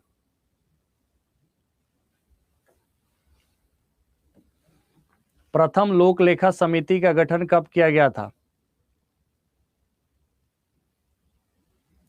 प्रथम लोक लेखा समिति का गठन किया गया था 1921 में। भारतीय संविधान का कौन सा अनुच्छेद चुनावी सीमाओं के परिसीमन का प्रावधान करता है? आप लोग जो चुनाव में वोट करते हैं, अलग अलग कॉन्स्टिट्यूएंसी होता है जिसे कहा जाता है लोकसभा क्षेत्र या विधानसभा क्षेत्र, तो उसका एरिया डिसाइड किया जाता है, परिसीमन के द्वारा। और परिसीमन आयोग काम करता है आर्टिकल 82 के तहत। आर्टिकल 82, आर्टिकल 72 में क्या होता है, राष्ट्रपति की क्षमा दान की शक्ति है। आर्टिकल 75 में होता है काउंसिल ऑफ मिनिस्टर्स, केंद्रीय मंत्री परिषद, काउंसिल ऑफ मिनिस्टर्स, मंत्री परिषद की नियुक्ति राष्ट्रपति करते हैं। और आर्टिकल 82 के द्वारा क्या होता है,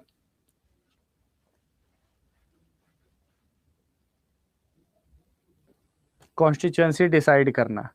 संविधान का पहला संशोधन हुआ था 1951 में। पहला संशोधन हुआ था 1951 में, जो जमीन से संबंधित लैंड रिफॉर्म से जुड़ा हुआ था।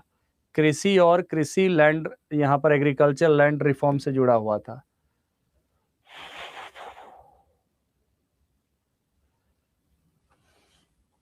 लोकसभा में ध्यान दीजिए, लोकसभा के गठन का प्रावधान आर्टिकल 81 में है। किसमें है?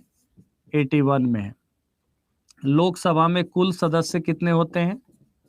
लोकसभा में कुल सदस्य 543, मतलब 272 जिसको आता है उसको बहुमत मिलता है, उसी की सरकार बनती है, कम से कम 272। इस सदस्य में 543 में से 131 होते हैं एससी एसटी, ठीक है। 84 इसमें शेड्यूल्ड कास्ट है, 47 है शेड्यूल्ड ट्राइब। अनुसूचित जाति का लिए रिजर्वेशन है यहाँ भी। ये रिजर्वेशन आर्टिकल 330 के तहत है, रिजर्वेशन प्रोवाइड किया गया है।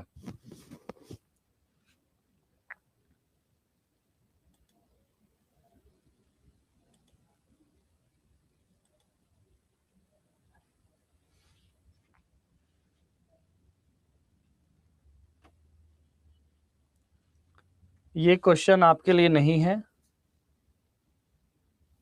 ये क्वेश्चन आप याद कर सकते हैं। बजट जो होता है एनुअल फाइनेंशियल स्टेटमेंट कहलाता है, आर्टिकल 112 में आता है। इसे सबसे पहले लोकसभा में ही पेश होता है। आपने देखा होगा बजट हमेशा क्या होता है, लोकसभा में पेश होता है, जिसे कहा जाता है वार्षिक वित्तीय विवरण। बजट कौन तैयार करता है? Finance ministry. भारत का बजट कौन तैयार करता है? Finance ministry.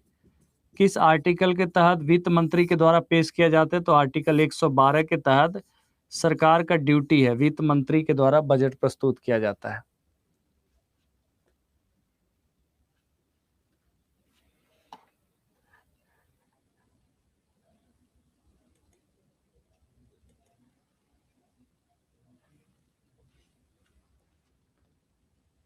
इसको नहीं पढ़ना है, जो मैं छोड़ूंगा उसको मत पढ़िएगा। ये जो क्वेश्चन है आज ही मैंने बताया, which among the following constitutional amendment act reduce the age of voting from 21 years to 18 years?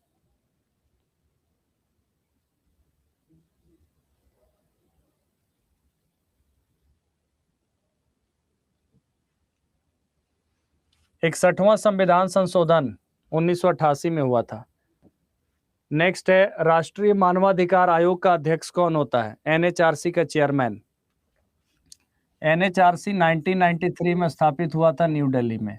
राष्ट्रीय मानवाधिकार आयोग का गठन 1993 न्यू दिल्ली। रिटायर्ड जज of supreme court, supreme court का सेवानिवृत्त न्यायाधीश को बनाया जाता है। अभी कौन है? जस्टिस अरुण कुमार मिश्रा। जस्टिस अरुण कुमार मिश्रा अभी वर्तमान में राष्ट्रीय मानवाधिकार आयोग के अध्यक्ष हैं। राष्ट्रीय मानवाधिकार आयोग के अध्यक्ष हैं जस्टिस अरुण कुमार मिश्रा। नेक्स्ट है, लोकसभा का अध्यक्ष और उपाध्यक्ष दोनों का पद अगर रिक्त है, वैकेंट है, तो राष्ट्रपति के द्वारा किसी भी वरिष्ठ सदस्य को अध्यक्षता के लिए नियुक्त किया जा सकता है। किसके द्वारा? राष्ट्रपति के द्वारा।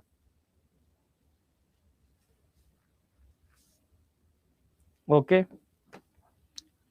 पुंछी कमीशन एक आयोग बना था 2010 में, रिपोर्ट आया था इसका, 2007 में गठन हुआ था। आपको ये याद नहीं रखना है, किससे संबंधित है, याद रखिए, सेंटर स्टेट रिलेशन, केंद्र राज्य संबंध।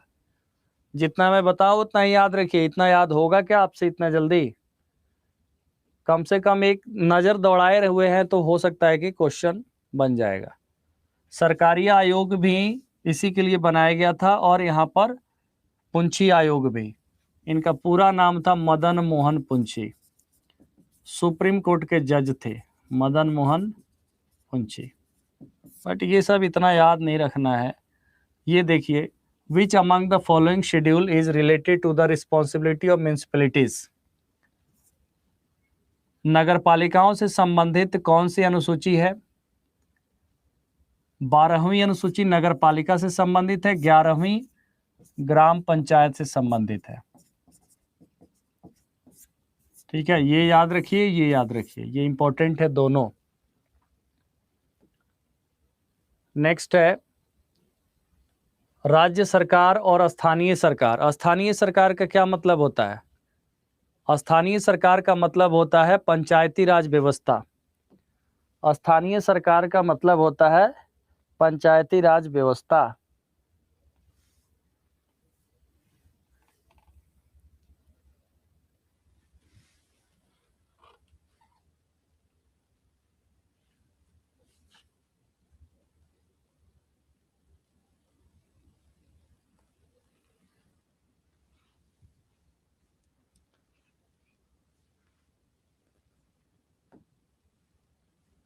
मुझे लग रहा है कि आप लोगों को इस सब क्वेश्चन पढ़ने में इंटरेस्ट नहीं आ रहा है।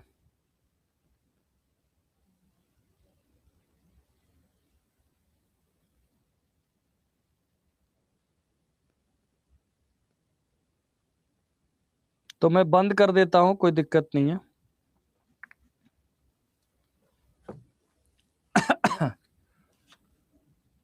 निम्नलिखित में से कौन राज्य सरकार और स्थानीय सरकार के बीच राजस्व वितरण के लिए जिम्मेदार है? तो स्टेट फाइनेंस कमीशन, राज्य वित्त आयोग। क्योंकि जो पहले से थोड़ा बहुत नहीं पढ़ा है उसके लिए थोड़ा मुश्किल है, और आपके लिए जो है ना, आपको जो लिए जरूरी है, गांव से जुड़ा हुआ, रूरल डेवलपमेंट, बिहार स्पेसिफिक, विधानसभा, विधान परिषद, ये सब चीज आपको जानना जरूरी है।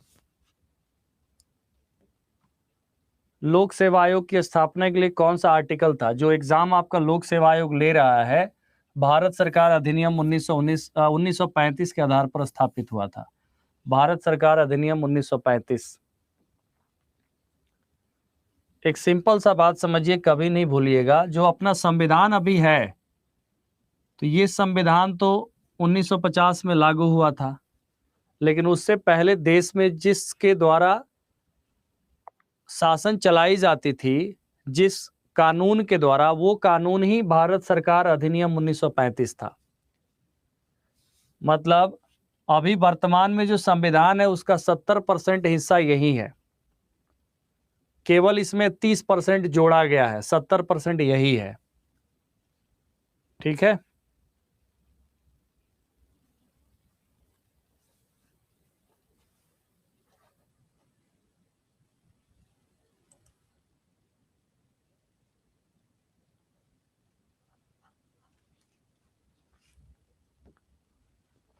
नेक्स्ट है अंतर्राज्यीय परिषद की स्थापना 1990 में किसके द्वारा की गई सिफारिश के अनुसरण में की गई थी?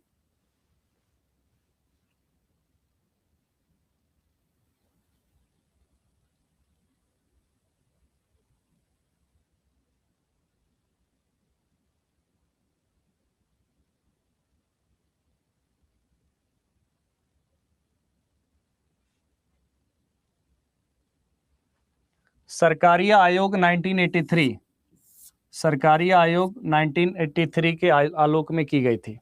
ठीक है, नेक्स्ट है the fundamental duties were included in the constitution of India by which of the following amendment act? The fundamental duties were included in the Constitution of India by which of the following act?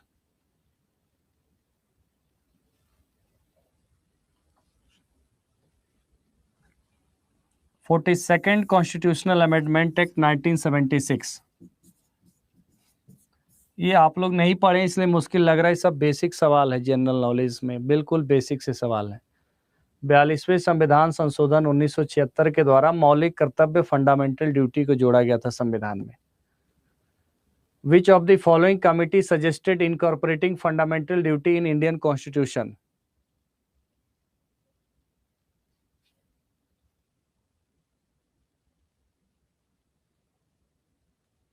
स्वर्ण Singh committee, Sardar Swaran Singh committee, option सी।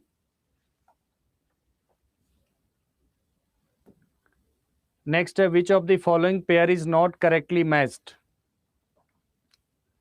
किसी राज्य के नाम में परिवर्तन करना राज्य की विधानसभा की शक्ति नहीं है, ये गलत लिखा हुआ है, ये पार्लियामेंट की शक्ति है, हमें यही चुनना है। सुमेलित नहीं है तो ऑप्शन बी, बाकी सब सही है। ठीक है, राज्य का नाम का परिवर्तन कौन कर सकता है? संसद कर सकती है, कोई राज्य कैसे कर सकता है? पार्लियामेंट के द्वारा किया जा सकता है। नेक्स्ट है, हमारे देश में ब्लैक मनी को प्रिवेंट करने के लिए ब्लैक मनी से व्हाइट मनी बनाने की प्रक्रिया को मनी लॉन्ड्रिंग कहा जाता है। ठीक है, मनी लॉन्ड्रिंग कहा जाता है, और ईडी के द्वारा ये कानून लागू किया जाता है। ईडी का नाम आपने सुना होगा, जो रेड होता है ना न्यूज़पेपर में आपने पढ़ा होगा, सीबीआई, ईडी एनफोर्समेंट डायरेक्टरेट होता है, प्रवर्तन निदेशालय के द्वारा इस कानून को लागू कराया जाता है। इसके बारे में लास्ट में लिखा हुआ है, भारत के उपराष्ट्रपति को कौन वोट करता है? वाइस प्रेसिडेंट को वोट किया जाता है मेंबर ऑफ पार्लियामेंट के द्वारा। किसके द्वारा? संसद के सदस्य के द्वारा, मेंबर ऑफ पार्लियामेंट के द्वारा। चाहे लोकसभा और राज्यसभा, सब लोग मिलकर वोट करते हैं उपराष्ट्रपति को। भारत के संविधान में किन संशोधन ने मौलिक अधिकारों पर निर्देशक सिद्धांतों को प्राथमिकता दी थी? 42वां संविधान संशोधन। इस पूरे सेंटेंस में चीफ इलेक्शन कमिश्नर के बारे में लिखा गया है। अभी वर्तमान में चीफ इलेक्शन कमिश्नर जो है मुख्य निर्वाचन आयुक्त राजीव कुमार है, राजीव कुमार। और ये जो स्टेटमेंट लिखा हुआ श्रीधर सोमनाथ, यही गलत है, यही आंसर होगा ऑप्शन सी। श्रीधर सोमनाथ इसरो के चेयरमैन है। इसरो के चेयरमैन तो आप जानते ही होंगे, अभी चंद्रयान लॉन्च किया गया, ISRO Indian space research organisation, ISRO के चेयरमैन है श्रीधर सोमनाथ। राजीव कुमार है मुख्य निर्वाचन आयुक्त, chief election commissioner. Money bill जो होता है, टैक्स का सिस्टम इसी के द्वारा चेंज होता है, टैक्स में बदलाव होता है वो मनी बिल के द्वारा होता है। मनी बिल आर्टिकल 110 में आता है। आर्टिकल 110 में क्या आता है? मनी बिल आता है। तो मनी बिल के लिए राज्यसभा में केवल 14 दिन का समय दिया जाता है। यही स्टेटमेंट जो है क्या है, केवल लोकसभा में ही ये पेश होता है। बजट के दौरान, तो बजट किस में पेश होगा? लोकसभा में। तो बजट लोकसभा में, तो ये भी लोकसभा में।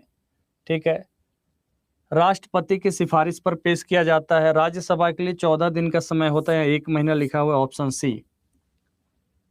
निम्नलिखित में से एक संविधान संशोधन अधिनियम के माध्यम से आपात इमरजेंसी को जारी रखने के लिए हर 6 महीने पे लोकसभा और राज्यसभा से पारित करवाना अनिवार्य है? 44वां संविधान संशोधन 1978। दो चीज ही याद रखना है आपको यहाँ पर, एक 42वां संविधान संशोधन 1976 और 44वां संविधान संशोधन 1978, 1978। ठीक है, यही याद रखना है। नेक्स्ट, केंद्र राज्य संबंध के लिए कौन कौन सी कमेटी बनाई गई थी? सरकारी आयोग, पुंछी आयोग। कौन सी नहीं बनाई गई थी, गठित नहीं की गई थी? तो तेंदुलकर कमेटी। ठीक है, ये दोनों की गई थी, ये नहीं की गई थी, ऑप्शन सी।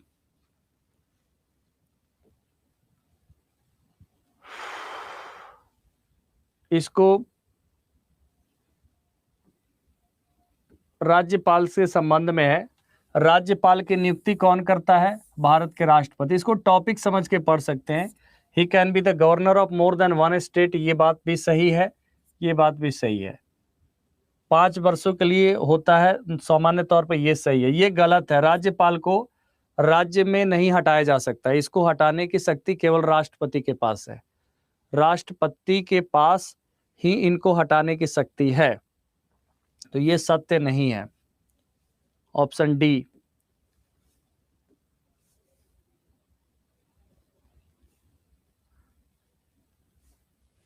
राज्यपाल भारत का नागरिक होना जरूरी है, लेकिन भारत के नागरिक 5 प्रकार से बनते हैं, तो जरूरी नहीं है कि जन्म से है, बाय बर्थ, इसलिए ये गलत स्टेटमेंट है। He should have the qualification to the member of Lok Sabha, ऐसी कोई बाध्यता नहीं है। He can be the governor of more than one state, ये सही है। ठीक है। He should be at least 35 years of age, ये सही है। 35 वर्ष की आयु होनी चाहिए राज्यपाल की, और राज्यपाल एक से अधिक राज्यों का एक ही राज्यपाल हो सकता है। जैसे कई बार बिहार में एक ही आदमी बिहार का और बंगाल का राज्यपाल रहा है। तो यहाँ पर स्टेटमेंट क्या हो जाएगा? 2 एंड 4, 2 एंड 4 करेक्ट है, ऑप्शन डी। संविधान के किस आर्टिकल में ऐसा प्रावधान है कि राज्यपाल किसी भी बिल को राष्ट्रपति के कंसिडरेशन के लिए भेजेगा? Under which article the constitution the governor can send a bill to the approval of president? Article 200 के अंतर्गत, आर्टिकल 200। भारतीय संविधान में कौन सा अनुच्छेद राज्यपाल को अध्यादेश जारी करने की शक्ति देता है? ऑर्डिनेंस जारी करने की शक्ति। ऑर्डिनेंस क्या होता है? Temporary law, short term law को कहते हैं अध्यादेश। आर्टिकल 213। अगर प्रेसिडेंट के ऑर्डिनेंस की हम बात करें तो प्रेसिडेंट का आर्टिकल 123 123 होता है, राष्ट्रपति का 123 123। Under which of the following article of the Indian Constitution the Legislative Assembly is allowed to pass a resolution for the creation of Legislative Council? Bihar में एमएलसी का चुनाव होता है। टोटल सीट कितना है? 75। एमएलसी विधान परिषद का सदस्य होता है, मेंबर ऑफ लेजिस्लेटिव काउंसिल। पूरे भारत में 6 राज्यों में ही एमएलसी का चुनाव होता है, मतलब लेजिस्लेटिव काउंसिल 6 राज्यों में है। कर्नाटक में, महाराष्ट्र में, तेलंगाना, आंध्र प्रदेश, यूपी, बिहार। आर्टिकल 169 में इसका प्रावधान है, 169 में प्रावधान है। Legislative council can be created और abolished in any state of India. कैसे किसी राज्य में विधान परिषद का सृजन और समाप्ति किया जा सकता है? ठीक है, ये किया जा सकता है पार्लियामेंट के द्वारा, लेकिन इस विषय में उस राज्य का प्रस्ताव पारित होना चाहिए। उस राज्य का प्रस्ताव पारित होना चाहिए, तभी संसद के द्वारा ऐसा काम किया जाएगा। ठीक है।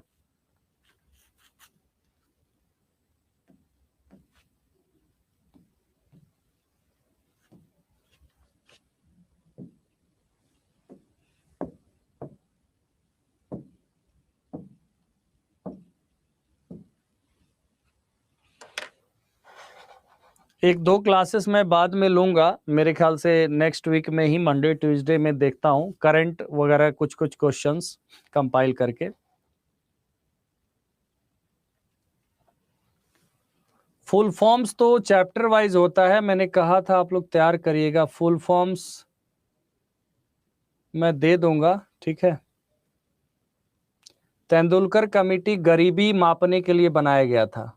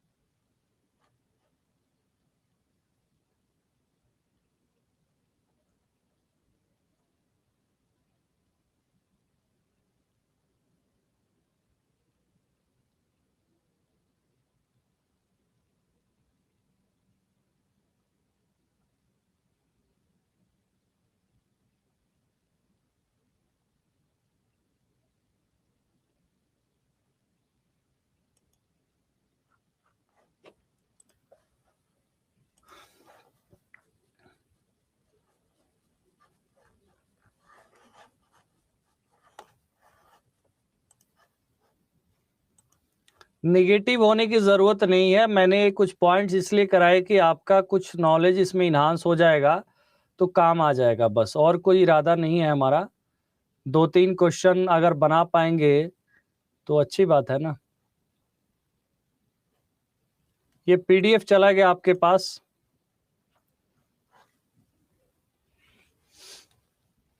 देखिए, जो मैंने एक्सप्लेनेशन किया वो बहुत इंपॉर्टेंट था। अगर पॉलिटी के क्वेश्चंस आएंगे एग्जाम में, और आएंगे ही जनरल अवेयरनेस के क्वेश्चंस, तो ऑब्वियस सी बात है आएंगे इसमें से। अब ये तो हमारे पास क्वेश्चन पेपर तो है नहीं कि हम दिखा दें कि ये क्वेश्चन पेपर है। हमारा काम है कि जहां लगता हो कि हमारा कंट्रीब्यूशन हो सकता है उसको बता देना। अब इसको कोई पॉजिटिव एंगल से ले, नेगेटिव एंगल से ले, इस पे ध्यान देना भी हमारा काम नहीं है। अब जिसको नहीं आता तो वो समझेगा कि पता नहीं इसका क्या फायदा है, वो किसी चीज को लेकर बैठा हुआ है कि यही आएगा। ठीक है, तो चलिए, क्या और क्लासेस की नीड है आप लोगों को, या फिर आज क्लोज कर दिया जाए, एकदम पूरे पूरे से क्लोज कर दिया जाए? जीके वगैरह छोड़िए, ये यूट्यूब पे मैं 1-2 दिन कराऊंगा, तो उसमें आप लोग कर लीजिएगा।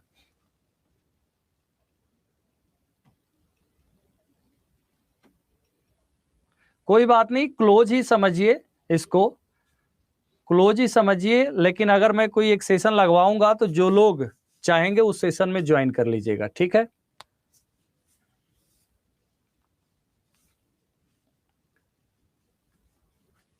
जो चाहते हैं क्लोज, तो वो लोग बिल्कुल ही क्लोज हो गए स्टडी प्लान के अकॉर्डिंग। जो लोग चाहते हैं तो मैं एक क्लास कभी ऐड कराऊंगा, मान लीजिए मंडे को, तो आप उसमें आ जाइएगा। कुछ ऐसी चीजें हैं मिसलेनियस, कुछ ऐसी चीजें वो मैं करवा दूंगा वहां पे, ठीक है?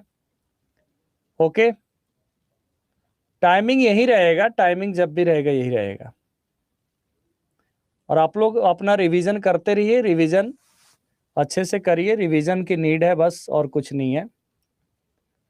Okay, bye bye everyone, take care, all the best for your exams paper.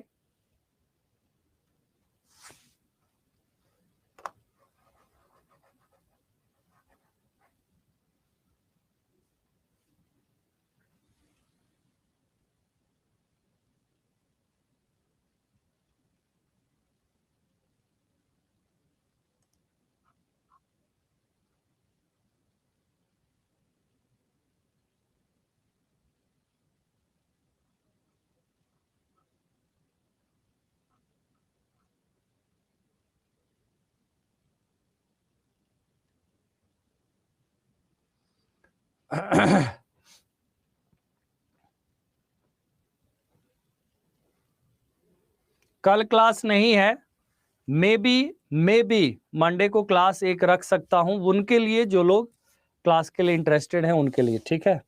तो वो लोग आप ज्वाइन कर लेंगे मंडे के दिन मिसलेनियस के लिए। आई विल ट्राई कि मंडे के दिन रहेगा।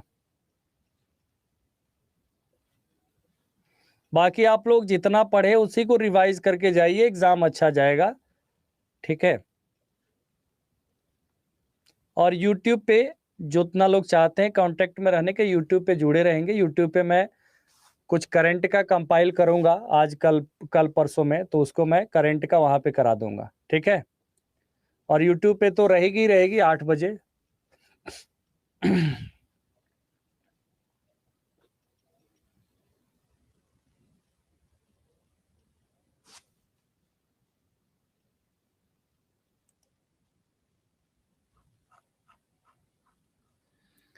देखिए, इतना डाइवर्सिफाई सिलेबस था, कोई भी व्यक्ति इतने समय में यही कर सकता था मैक्सिमम, ठीक है? मैक्सिमम, और कुछ नहीं हो सकता था without any leave, without any छुट्टी।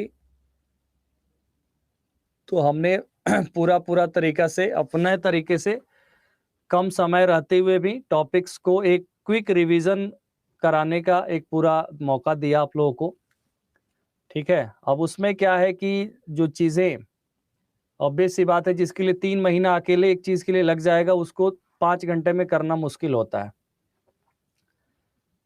बट आप लोगों का एग्ज़ाम बेहतर जाएगा, ये सुनिश्चित कर लीजिए। आप लोग रिवीजन अगर करके जा रहे हैं, तो रिवीजन करके जाएंगे तो कोई दिक्कत नहीं आएगा। जितना ही आपने किया है, जितना ही क्वेश्चन किया, अगर रिवाइज करके जाइएगा तो बहुत अच्छा अटेम्प्ट करके आइएगा, ठीक है? बट ये है कि 6 से 7 महीने का करंट अफेयर्स पढ़ लीजिए।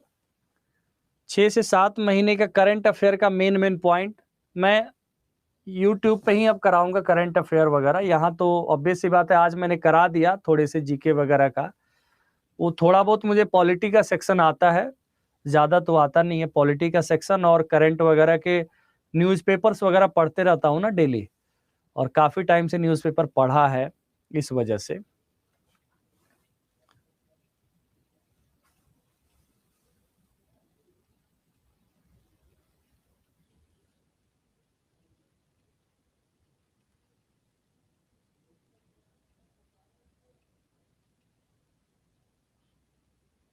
बिहार करंट अफेयर्स पढ़ना है, बिहार करंट अफेयर्स पे थोड़ा ध्यान दीजिएगा। ओके चलिए, तो अब ऐसा नहीं है, क्लास मंडे को मेरा पूरा पॉसिबिलिटी है कि मंडे को रखा जाए, ठीक है, देखते हैं। Okay then, bye bye, take care, all the best once again.